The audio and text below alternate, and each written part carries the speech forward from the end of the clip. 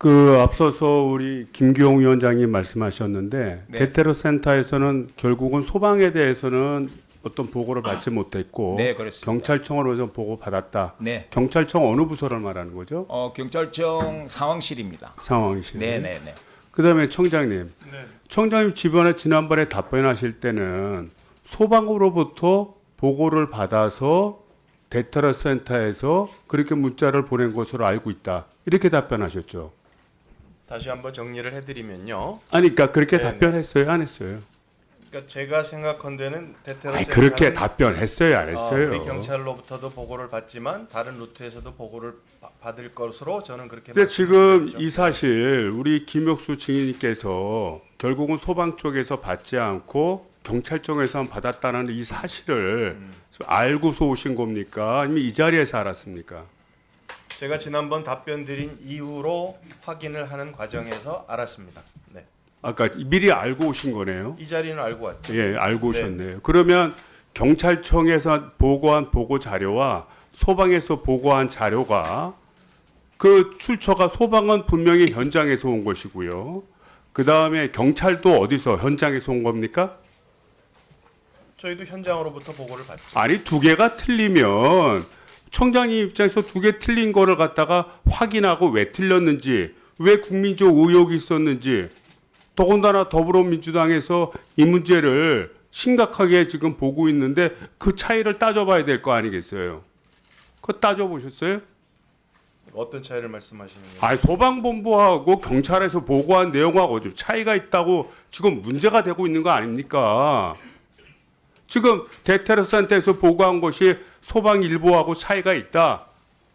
즉 소방에서는 열상 1.5cm라고 하는데 대테러 센터에서는 거기다 1cm라고 하고 경상이라고 붙여서 그 정도를 낮췄다라고 해서 지금 문제를 삼고 있는 거 아니겠습니까?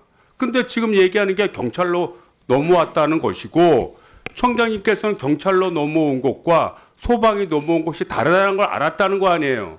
그럼 알았으면은 이거 왜 차이 나는지 확인해야 되는 거 아닙니까? 이런 걸 확인 안 하니까 국민들이 의혹을 갖고 있는 거 아니에요. 이거 보세요. 여러분들 경찰이 열심히는 하는지는 내가 그렇게 믿습니다. 믿지만 제일 중요한 건 뭐냐면 여러분들이 열심히 하는 것도 중요하지만 국민들이 그것을 동의하고 있느냐도 굉장히 중요한 겁니다. 여론조사 결과 보면은 이거 국정조사나 특검이 필요하다. 이렇게 생각하는 국민이 60%에 달한다는 거예요. 구체적으로 여론조사 전문기관 그 꽂에서 이 조사를 했는데 이 사건의 그 파장을 축소하려고 한다, 경찰이. 그렇게 생각하는 국민이 62%라고 하는 거예요. 아울러서 이 공범이나 배후 세력 없이 단독 범행했다는 최종 수사 결과에 대해서도 54.8%가 단독 범행 아닌 것 같다.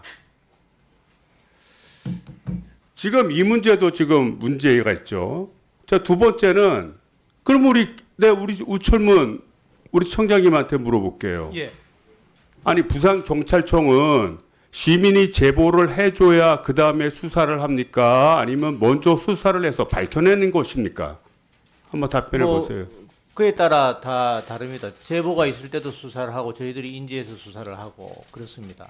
그런데 이 사건과 관련해서는 단 한 건도 당사자 지금 김모 씨라고 하는 그 가해자 그분의 신원을 확인하고 숨긴 거 외에 관련된 공범이나 방조범이나 그런 거저 스스로 조사한 게 하나도 없습니다. 왜 그렇게 의원님 생각하십니까? 아니 현장으로 가서 차 타고 다각- 처음에 발표를 그렇게 다각도로 했잖아요. 수사를 했습니다. 처음에 발표를 했잖아요. 단독 네. 범행이라고 발표를 했잖아요. 그때까지 처음에 수사 결과가 단독 범행으로 단독 범행이라고 발표했죠. 그 다음에 결국은 70대 노인이 그 부산까지 데려다 줬다는 거를 확인을 했죠. 제보가 왔죠.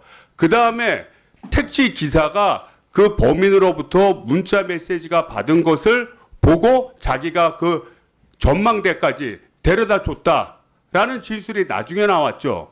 의원님, 문자 메시지가 아니고요.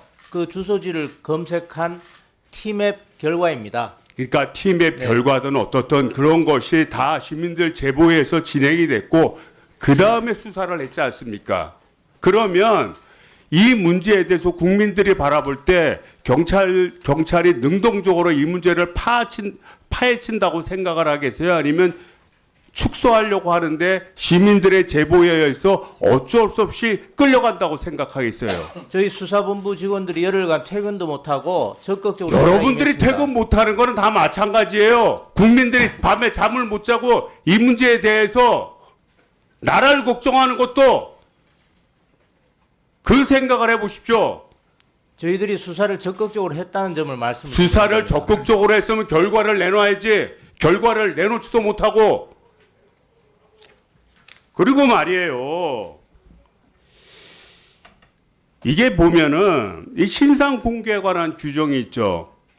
예? 그 특정 강력 범죄 처벌에 관한 특례법 제8조 2항에 따르면 신상 공개에 관한 규정이 돼 있는데 거기에 위원회는 총 7명으로 구성돼 있죠. 그리고 공개를 하려면 4가지 요건이 충족이 돼야 됩니다. 알고 계시죠? 알고 있습니다. 그러면 4가지 요건이 충족이 되면 이거 당연히 공개해야 되는 거 아닙니까? 그렇습니다. 저 내용을 보니까 범행 수단이 잔인하고 중대한 피해가 발생한 특정 강력 범죄 사건. 첫 번째가. 두 번째, 피의자가 그 죄를 범한 충분한 증거가 있는 경우. 세 번째, 국민의 알 권리 보장, 피의자 재범 방지 등 공공의 이익을 위할 경우. 네 번째, 피의자가 청소년이 아닌 경우. 이 4가지 중에 어떤 것에 해당하기 때문에 공개를 하지 않습니까?